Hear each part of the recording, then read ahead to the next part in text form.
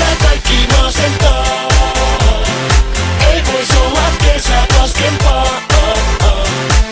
En halua sunkaan fiilis silti pahentaa, vaan odotetaan kesä parempaa. Jokaiselle paskaa kesää. Toivoin suuri kun ootin kesää. En suuria toivo enää. En saanut duunia 2 vuoden päästä uusiks taas. Maasäkki ei nättii päkkiä kesken projekti vätistä flättiin. Kaikki kesäkuntoon pääsin ja se kunto on läski. Aurinko rannalle en tänään mee. Ei oo rusketusraitojen PMP. Miksei aurinko meitä ees kurkista? Pitääks rusketus hankkia purkista?